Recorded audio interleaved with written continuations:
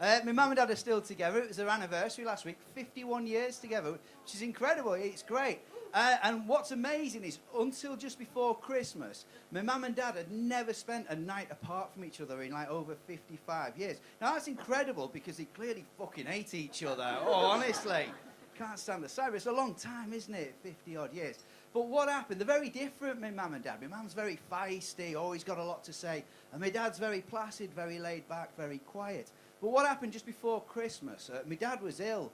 He had a stroke, so he was in hospital for a few days. And he's all right now, but it's quite serious at the time. He couldn't communicate. He couldn't speak, right? What was funny, my mum didn't even notice for 3 fucking days. He can never get a word in edgeways. She never shuts the fuck up. And I said to her, did you not notice, Mum? And she said, oh, it's what he would have wanted. I said, what do you mean? And she said, oh, well, he doesn't like to make a fuss.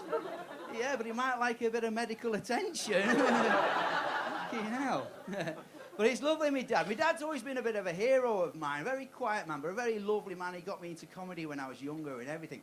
And I remember the first time I ever heard my dad swear. He never swears, my dad. I think it's the only time he has.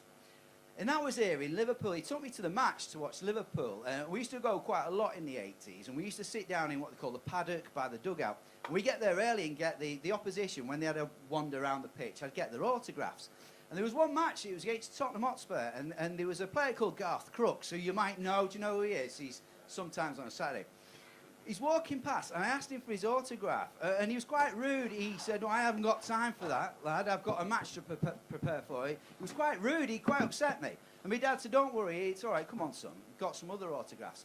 And then about half an hour into the match, there was a player for Liverpool called Sammy Lee, built like a tank, smashed into Garth Crooks, sent him about 10 foot in the air and really injured him. I think he broke his leg. And they're stretchering him off. And my dad said, as he's coming past me, my dad said, here, give us that book, lad. So he took it off me. And he went, oh, you dickhead, are you going to sign that now, you lazy bastard? Fucking only time I heard him swear. But he's lovely. He's lovely, my dad. He really is. I get on very well with him. My mum is different. My mum is very feisty. My mum used to be a dinner lady at my school when I was a little kid, right? Which was a fucking nightmare. I hated it. I mean, I didn't mind her working there after a while, but it was just all the name-calling that went on when she first started. It was horrible. And we had it every day. Every day, all the pupils, we'd get into the hall, we're queuing up for lunch, shutters would come up, and my mum would be stood there with a spotted dick, serving the chips. And then it would start. Oh, look at the fat piggy. Thunder thighs, jabber the gut, who ate all the pies, and then everyone would join in. You fat bastard, you fat bastard. It was horrible. In the end, I'd say, Mum, please, call me what you want when we're at home, but not here. Oh, they were horrible.